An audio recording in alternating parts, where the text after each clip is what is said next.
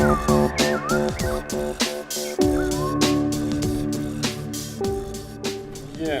Monsieur le Président, Mesdames, Messieurs les maires, Mesdames, Messieurs les élus, Mesdames, Messieurs les agents, Mesdames, Messieurs, permettez-moi tout d'abord, en début d'année, de vous présenter mes meilleurs vœux, parce que je crois qu'on va faire tout de suite, comme ça on ne l'oubliera pas. Hein.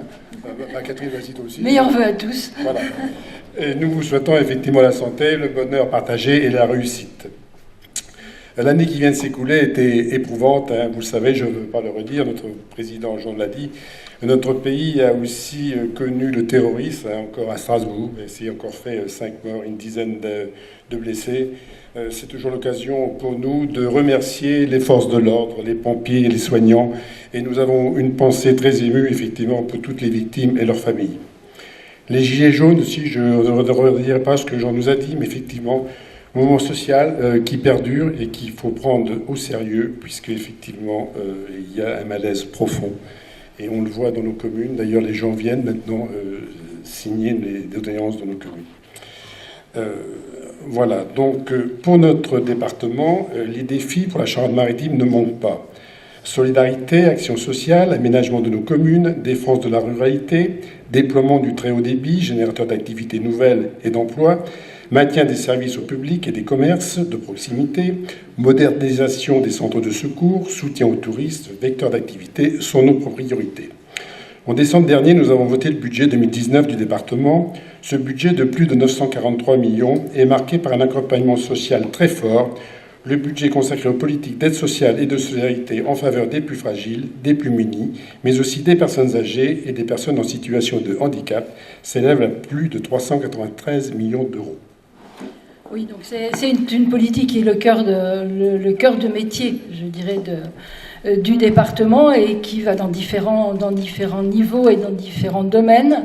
Il y a l'insertion, il y a l'aide à l'autonomie, il y a le RSA et il y a aussi à l'heure actuelle, et c'est un des gros budgets, un des gros postes du département, il y a également l'aide aux mineurs non accompagnés, MENA, dont le nombre a progressé énormément par rapport aux chiffres que l'on avait de 2015, et pour lesquels on se doit de les accompagner et de leur donner des chances dans leur vie. Donc ça, c'est actuellement un travail extrêmement important qui est effectué au sein du département. En 2019, nous souhaitons maintenir un niveau d'investissement important, de l'ordre de 141 millions d'euros, afin de soutenir l'activité économique. Ces investissements en hausse par rapport à 2018 seront affectés notamment à la rénovation de nos collèges. Pour le département, vous savez que nous avons 51 collèges, plus 10 collèges effectivement qui sont aussi aidés, qui sont des collèges privés, et tout ça pour un montant de 13,3 millions d'euros. Le collège de Surgères, en ce moment, a des travaux très importants, puisque c'est pour une somme de 2,2 millions ou 2,3 millions, avec la création d'une grande salle et de 6 ou 7 salles de travaux pratiques. Et il n'y a pas longtemps, le collège des Greffeuilles avait eu aussi des travaux pour un budget d'1,5 million. Donc ça fait partie des prérogatives et des devoirs du département que de s'occuper de ces collèges. Et au niveau des collèges, justement, chaque fois qu'il y a des nouvelles constructions ou des réhabilitations, le département s'intéresse évidemment de très près également au mix énergétique. Et donc il équipe tous ces toits de photovoltaïque chaque fois que c'est possible. Et comme je parle de mix énergétique, je parlerai également de l'observatoire que le département a organisé au niveau de tout le système éolien pour essayer d'organiser un petit peu ce mode de fourniture énergétique. Poste important aussi dans notre département, les routes. Vous le savez qu'elles sont en mauvais état, c'est ce qu'on nous dit. On y travaille, parce que ça fait quand même plusieurs années maintenant qu'on met un budget important. L'année dernière, on avait mis 40 millions au budget, on avait rajouté 6 millions condamnés, donc l'année dernière, on a dépensé 46 millions d'euros pour nos routes. Cette année, on démarre avec un budget déjà de 42 millions et demi, sachant qu'on aura aussi l'occasion de rajouter des crédits effectivement condamnés lors de décisions modificatives. Alors les routes dans notre secteur, eh bien écoutez, quoi vous dire, le grand projet, bien sûr, c'est le contournement de Puy-Droire. Les travaux ont commencé... Enfin. On peut presque dire enfin. Micheline, oui, tu es là, Micheline. Bon, Enfin, les travaux ont commencé. Nous avions déjà réalisé les 2 ronds-points, vous le savez. L'année dernière, on avait mis pour 1,5 million de travaux, puisqu'il y avait 2 ouvrages à faire. Et cette année, c'est la bande de roulement qu'on appelle, qui fait, Micheline, 2,9 km, je crois, c'est ça, pas tout à fait 3 km. Et vous avez vu, le budget, c'est 2 600 000 €, rien que pour faire la bande de roulement. C'est ça, Micheline. J'allais dire 6 millions, mais tu vois, tu es encore un peu plus généreuse que moi, tu dis 6,5 millions. Donc effectivement, c'est un projet qui dure depuis longtemps, mais qui enfin se réalise.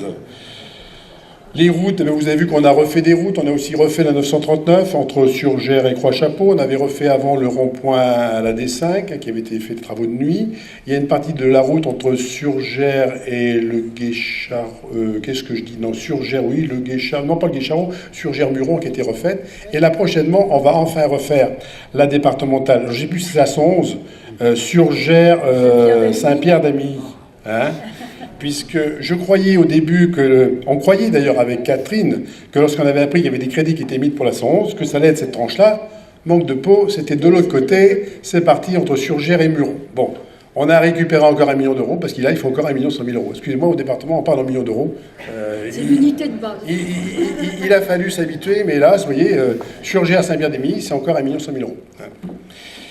Voilà, et puis on pense aussi, je vois Madame la maire de Marseille, on pense aussi des travaux dans d'autres traversées de Saint-Marc, effectivement, excusez-moi, je suis troublé par les millions. Donc voilà, pour les routes. Nous avons aussi, tu veux dire un mot sur les routes? Sur les routes, pas uniquement sur les routes, mais sur la mobilité. Le département travaille beaucoup sur les mobilités, et dans nos territoires ruraux, c'est vraiment la base de tout. Pouvoir se déplacer, c'est vraiment essentiel, et il y a de gros progrès à faire. Donc au niveau des transports, puisque les transports maintenant, les transports scolaires sont devenus compétence de la région, mais par contre il reste bien sûr ce qui est covoiturage. Dans vos différentes communes, il doit y avoir des aires de covoiturage. Il y a également les bornes électriques, là aussi c'est un peu comme Puy-de-Rouard, on en parle et on ne voit rien venir, mais ça approche. Et également de tout ce qui est ferroviaire.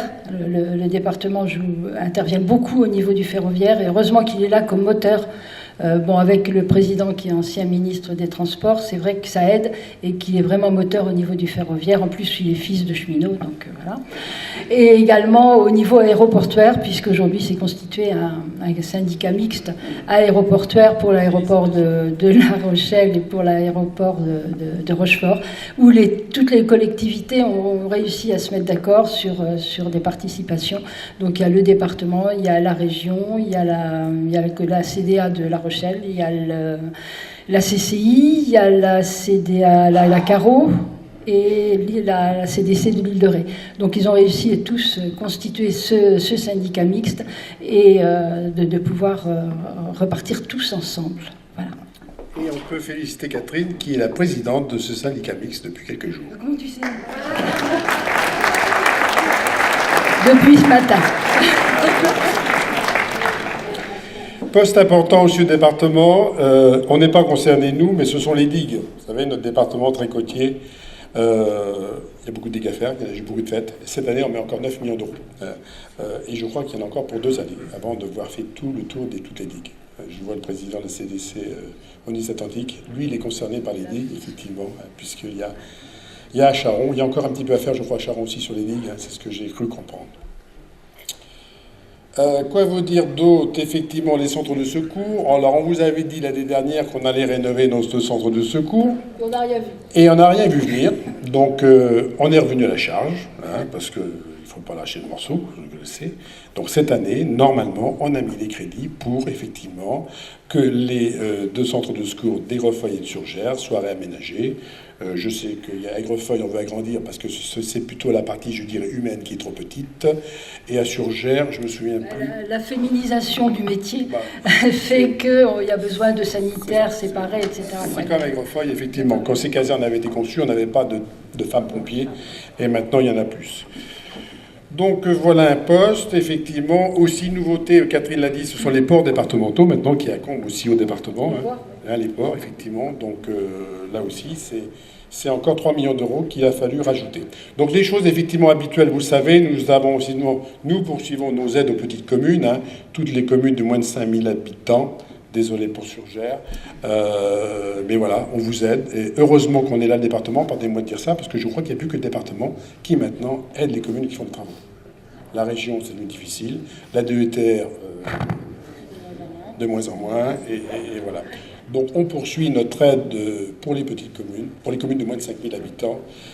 C'est une bonne chose, et ça, il faut le défendre, sinon ce serait dramatique, effectivement, pour tout ce patrimoine que nous avons dans nos communes.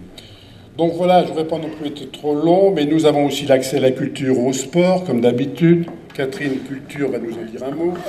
Culture, oui, il y a maintenant un pass culture là, qui est en train de se mettre en route de façon à donner dans les collèges aux jeunes des chèques de l'ordre de 30 € qui leur permettra d'avoir 1 ou 2 places de cinéma.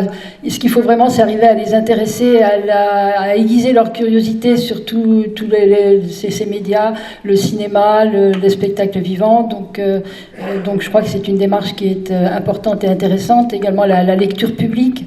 Il y a un gros travail de fait au niveau de la lecture publique, le bibliobus, quelle cadence, est-ce qu'il faut changer le bus du bibliobus, un petit peu de la programmation de cette lecture publique. Et autrement, au niveau du sport, on aide bien sûr les sportifs de haut niveau, hein, mais également, il y a les chèques sport pour les jeunes, de la même façon que pour la culture maintenant. Pour les sports, il y a des chèques sport qui permettent aux jeunes de payer leur adhésion à une fédération, par exemple, ou de s'acheter des équipements.